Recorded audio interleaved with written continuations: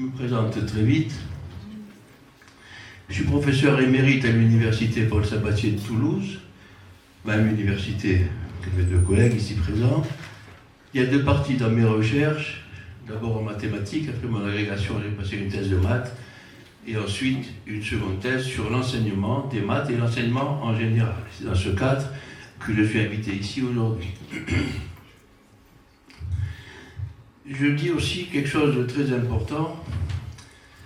Des articles sur l'évaluation des élèves, il y en a beaucoup. Des livres entiers écrits par d'excellents chercheurs. Ça donne lieu en général à combien d'articles dans la presse, les quotidiens, les hebdomadaires, aucun. Mais dans des revues spécialisées, scientifiques, bien sûr, de haut niveau. Le thème que je vais vous présenter à présent, depuis la sortie de mon premier livre en 2003, qui s'appelle précisément La constante macabre, dont monsieur le directeur, je ne sais pas si... il est là, on en a parlé tout à l'heure. Depuis 2003, on a dépassé de loin les 1000 articles.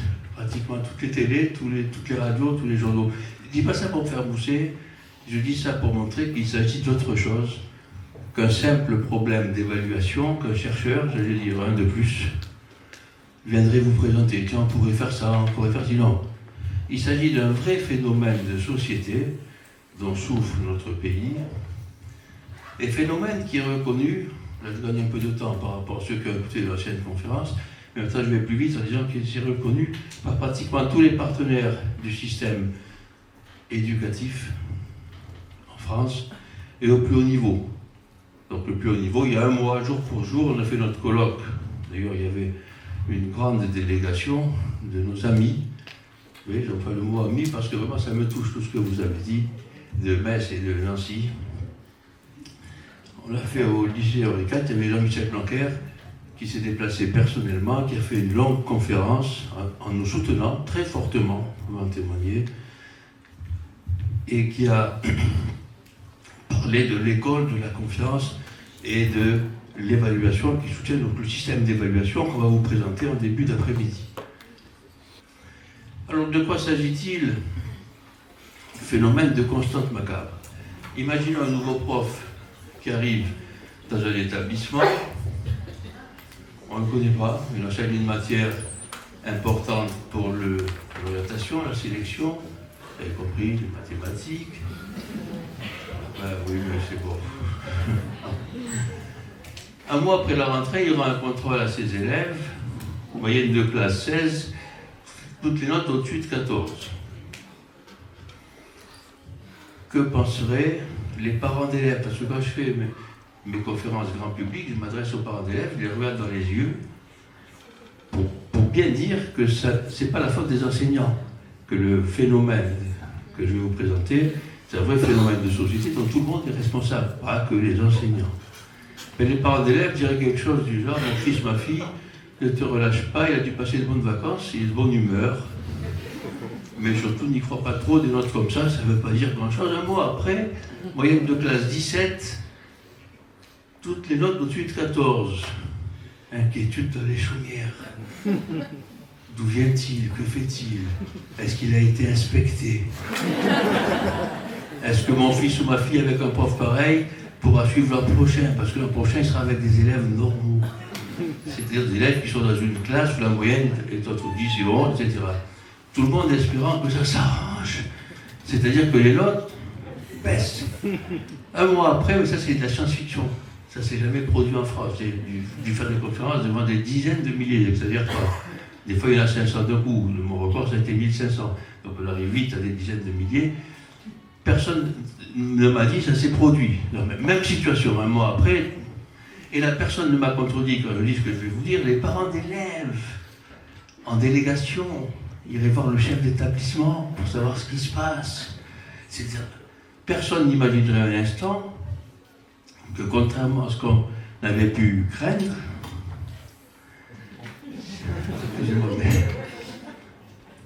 ce professeur n'avait pas passé ses vacances au bord de l'eau, c'est pas ça qui l'avait rendu de bonne humeur, mais qu'il avait passé toutes ses vacances à étudier en détail les programmes de l'État français à la vôtre.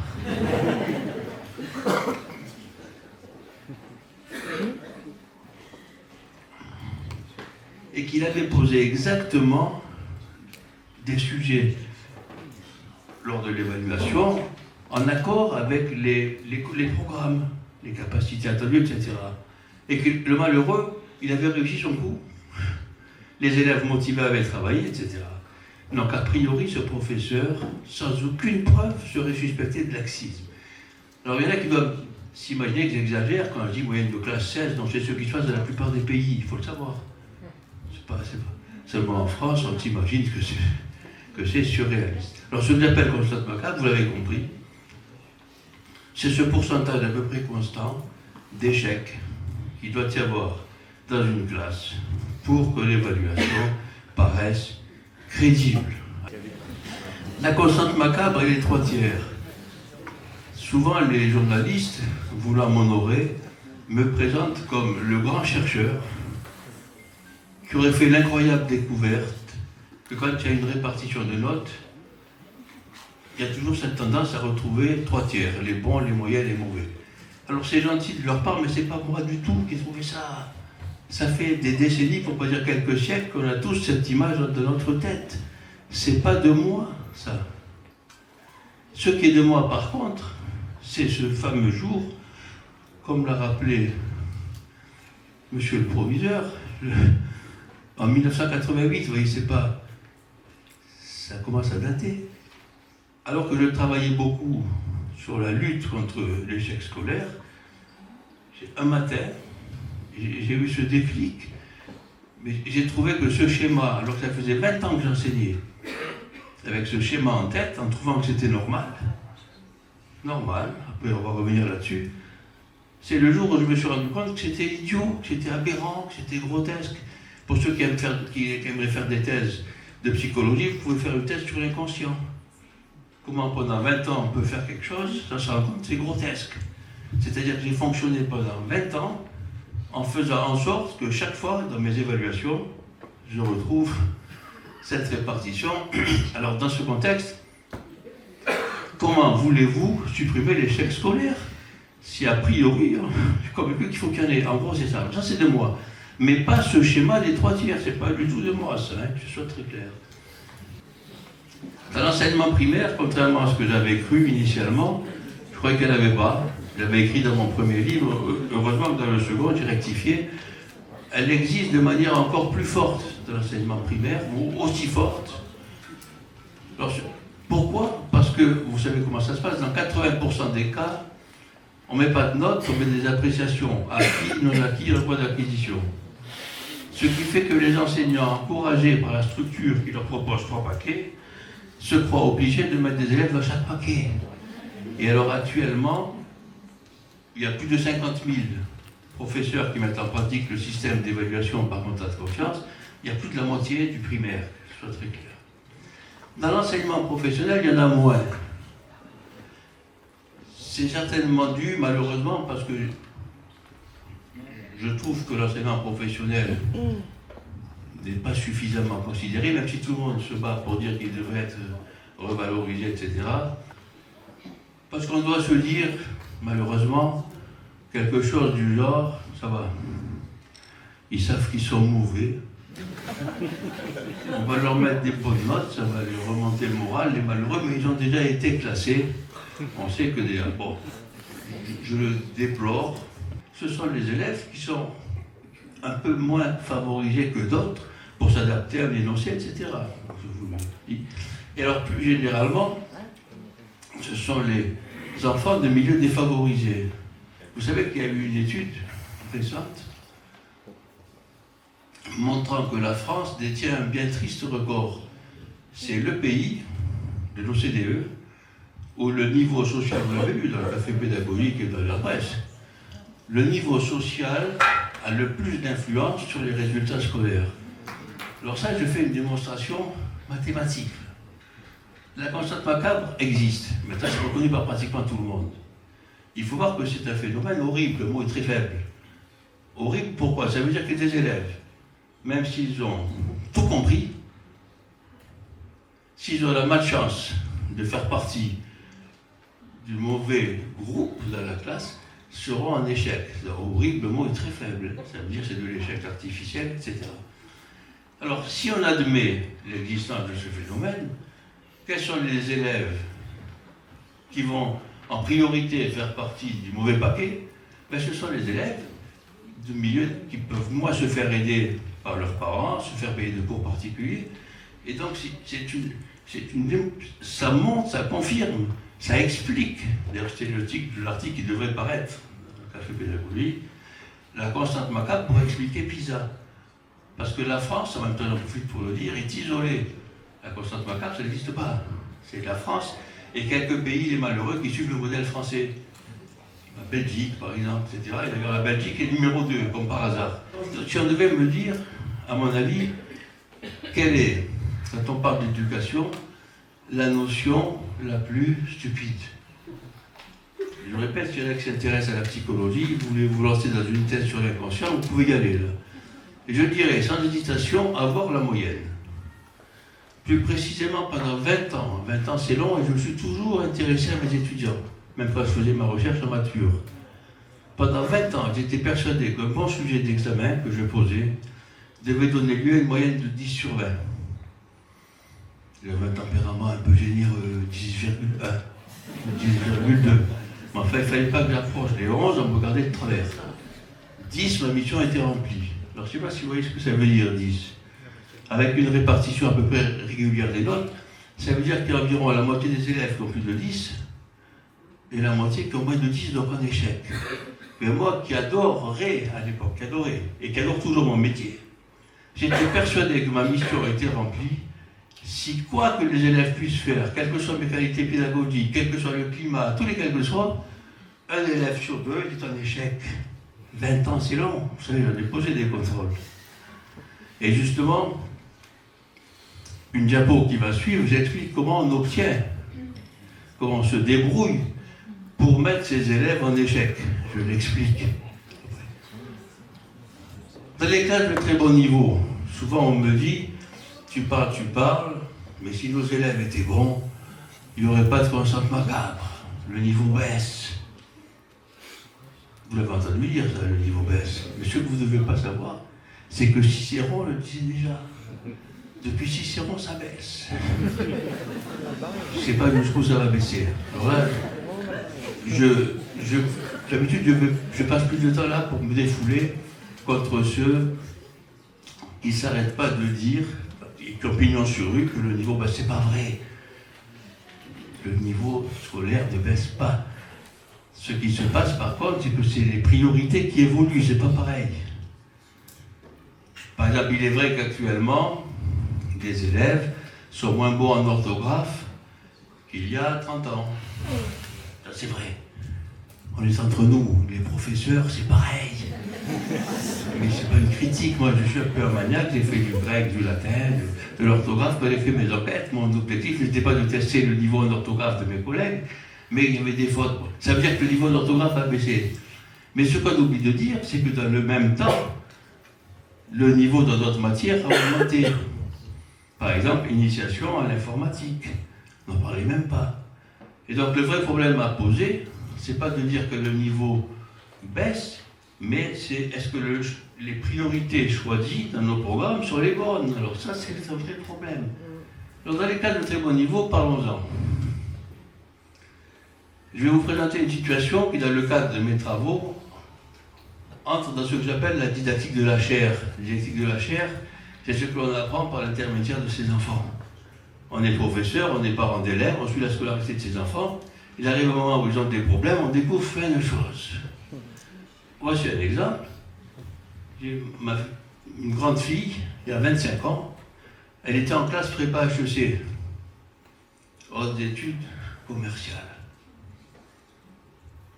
Évidemment, en classe de très bon niveau, le bac avec très belle mention, etc. Un mois après la rentrée scolaire, je me souviens comme si c'était hier, elle arrive.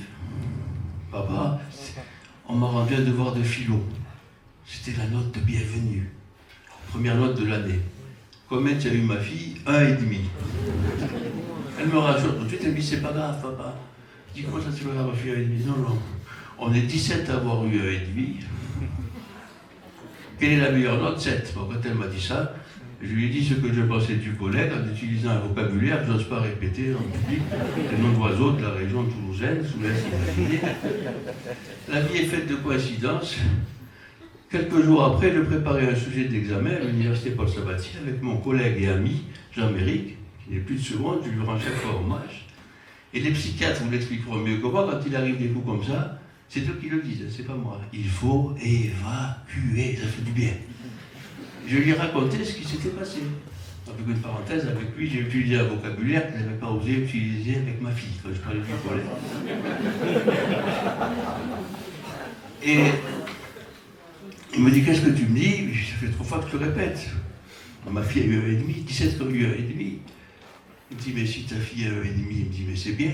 Je dis, comment ça c'est bien? Il me dit, oui, parce que mon fils, alors son fils. Vous savez, dans les lycées de centre-ville, il y a une hiérarchie entre les établissements, vous savez ça. Vous savez aussi que c'est basé sur du vent, c'est du bidon. On sélectionne à l'entrée, et après on est tout fiers d'avoir des bons résultats à la sortie.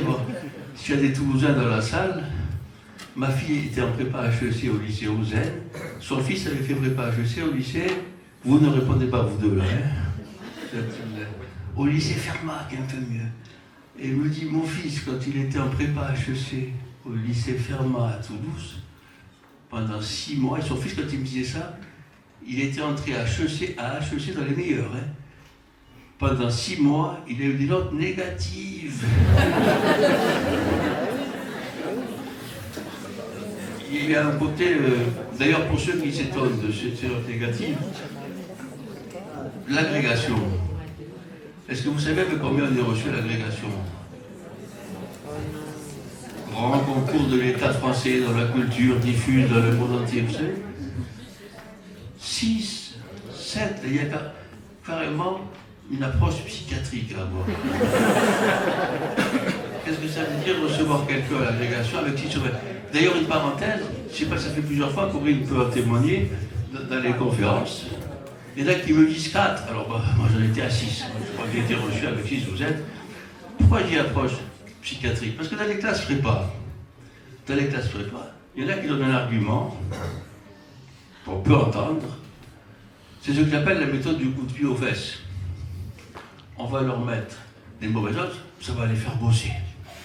Vous savez comme moi que n'importe quel chercheur, sous, drogué, fatigué, épuisé, qui fait une mini-enquête, vous dira que c'est faux, ça marche 1 fois sur 10.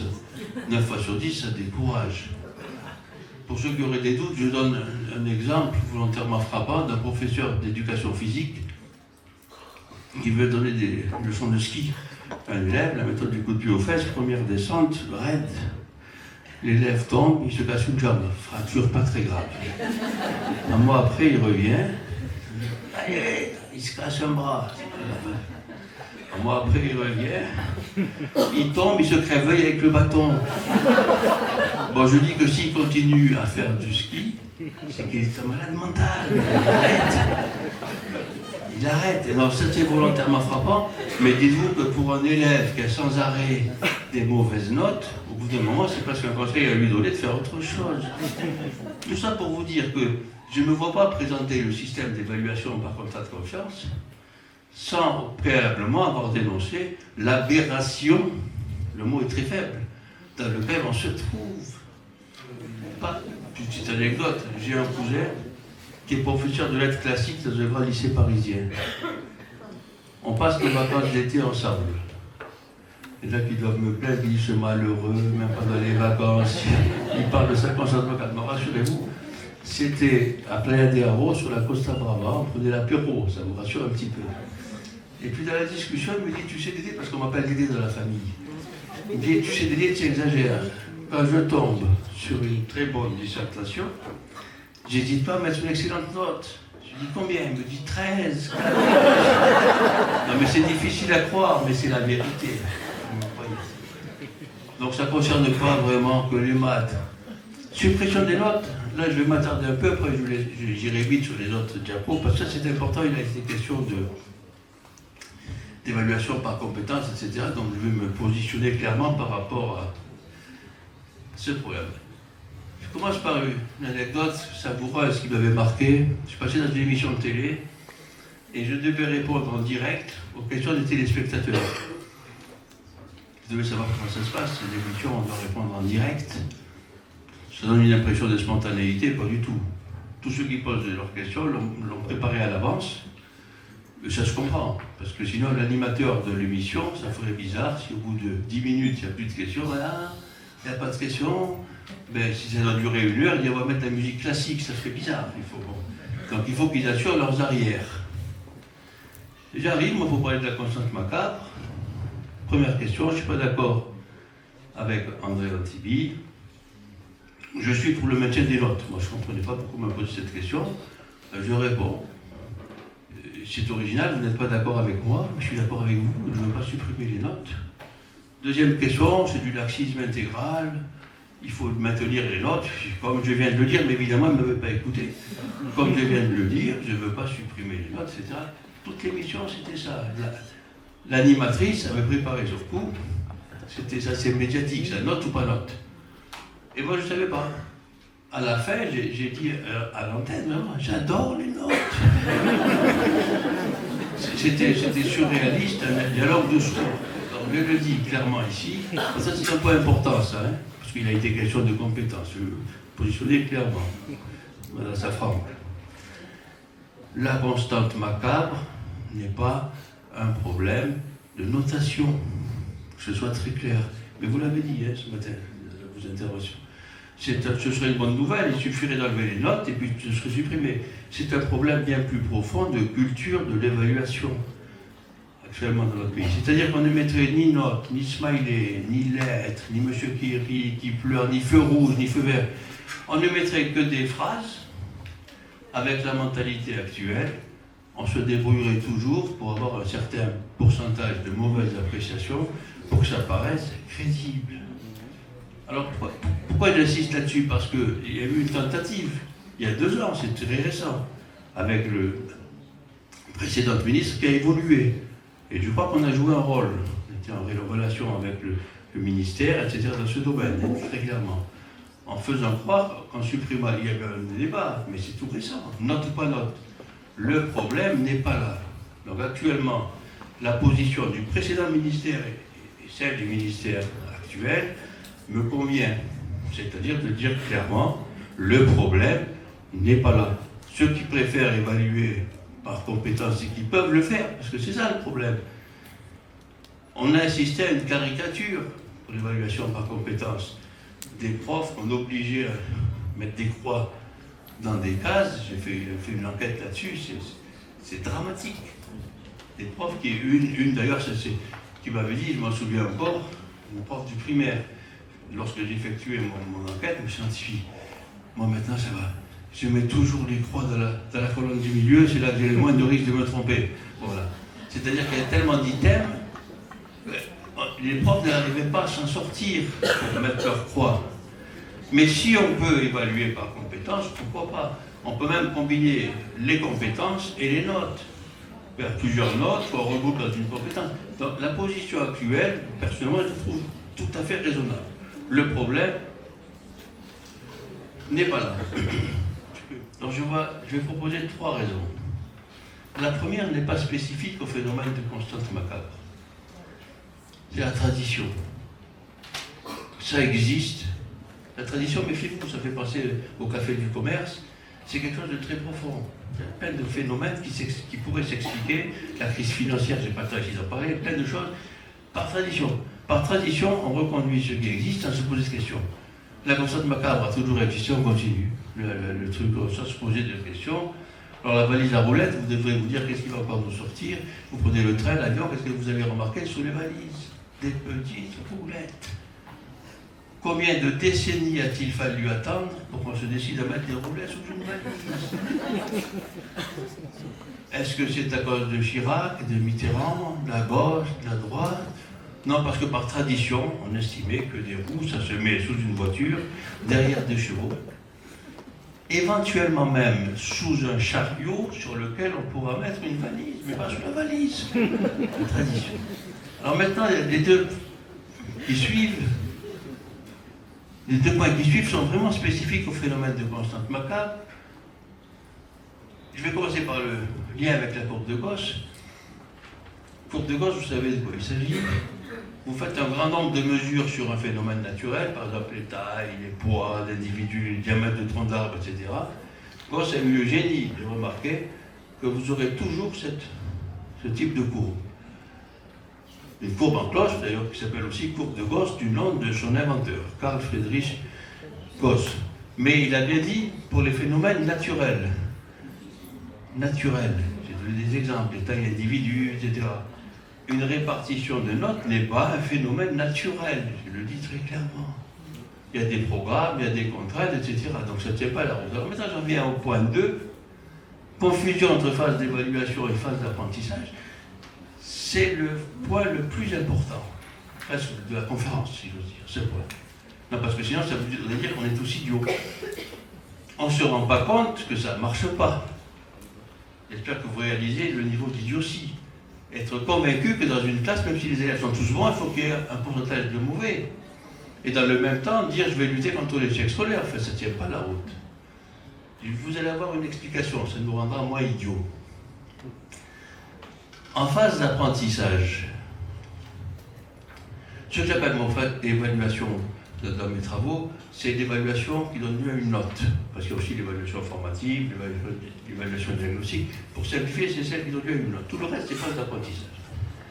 En phase d'apprentissage, quand vous présentez une nouvelle notion aux élèves, est-ce que tout le monde comprend à la même vitesse?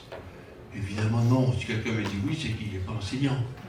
C'est une des difficultés majeures de notre métier, c'est l'hétérogénéité des classes, etc. Évidemment non. Il y en a qui comprennent au quart de tour, hein, qui s'ennuient un peu, d'autres qui comprennent à peu près, et d'autres qui ne comprennent pas du tout. C'est-à-dire que là, en termes de vitesse d'acquisition d'une notion, c'est la relation avec le QI, si vous voulez, c'est un phénomène naturel, vous les avez vos 3/3. Mais là, c'est normal. Les élèves ne comprennent pas à la même vitesse. Et moi, ce dont je suis convaincu, c'est que inconsciemment, c'est un mot qui va revenir souvent, on fait en sorte, pour retrouver cette répartition lors de nos évaluations, alors que ça n'a rien à voir. Une évaluation, il se peut qu'un élève n'ait pas compris en phase d'apprentissage, mais si on posait nos évaluations sans piège, justement c'est un des avantages de l'évaluation par contrat de confiance, il n'y a aucune raison pour qu'un élève ne s'en sorte pas par son travail, même s'il n'a pas compris à la fin de la séance, en révisant son évaluation, je dis bien s'il n'était pas piégé. Seulement le problème, c'est qu'on fait en sorte, c'est la diapo qui suit, là on n'aura peut-être pas le temps d'entrer dans les détails, on fait en sorte justement de poser nos sujets d'évaluation, barème, difficultés, etc., pour retrouver de manière artificielle cette fameuse répartition. Je ne sais pas si c'est clair, c'est-à-dire en 2 mots, en phase d'apprentissage, c'est normal, c'est un phénomène, la vitesse d'acquisition d'une notion, tout le monde n'a pas les mêmes aptitudes, que ce soit très clair. En phase d'évaluation, ça n'a plus rien à voir si on posait nos évaluations de manière sérieuse, pas pour piéger, pour retrouver la répartition de la phase d'apprentissage, en répétant qu'un élève, par son travail, même s'il n'a pas compris à la fin de la séance, peut très bien comprendre et être à jour le jour de l'évaluation. Je ne sais pas si c'est clair pour tout le monde. Oui. Pour moi, c'est le point très important, sinon ça voudrait dire que c'est tellement grotesque d'être droit dans ses bottes en se disant qu'on fait bien son travail. Il faut bien trouver une explication. Voilà, l'explication que je propose principale, c'est celle-là. Dernier truc, maintenant il y en a pour quelques minutes, parce que là on n'aura pas le temps de tous les voir, donc ça fait trop tard. Là, j'explique de la diapo qui suit, on n'aura pas le temps de voir en détail. 10 trucs, j'ai fait un inventaire, j'appelle ça les 10 trucs qu'utilise l'enseignant pour obtenir sa constante macabre. Donc, ce qui m'a aidé à faire cet inventaire, je dis très clairement, c'est que personnellement, je suis victime, enfin j'ai été, avant de mettre en place le système d'évaluation par contrat de confiance, des 9 premiers trucs. Ça Alors la difficulté des questions posées, là, je dis juste un peu, je balaye très vite. La question cadeau, c'est quoi? En France, je suis victime des 9 premiers noms, je suis là. En France, si un professeur est convaincu, quand il pose un sujet d'examen ou de contrôle, que tous les élèves, sans exception, bien tous, répondront à une question, il ne la pose pas. On a l'impression qu'on perd son temps, que c'est évident, etc. Aux États-Unis, c'est le contraire. J'ai fait une enquête comment ça se passe aux États-Unis. C'est typiquement français, ça. Ce principe de question cadeau. Si on est sûr que tout le monde va répondre, on ne pose pas la question. Des sujets bien équilibrés. J'avoue que je suis ravi, moi, quand je pose qu'est-ce que ça fait le sujet bien équilibré, on commence par des questions faciles, puis ça se complique. On évalue le barème, ça fait à peu près 15 points. Après, c'est comme le feu d'artifice. On dit ça va. Maintenant, on peut se faire plaisir, on va poser des jolies questions pour faire réfléchir tout le monde. Et moi, quand je pose un sujet comme ça, je suis très content. Qu'est-ce qu'on a fait en réalité? On a construit sa courbe de Gauss sans s'en rendre compte. J'arrête parce que si je me lance dans le barème, ça prend 5 minutes. Ça voudrait le coup, mais ça va faire trop tard. On est d'accord? Ben voilà, j'ai fait ce que j'ai pu. Je vous remercie pour votre attention.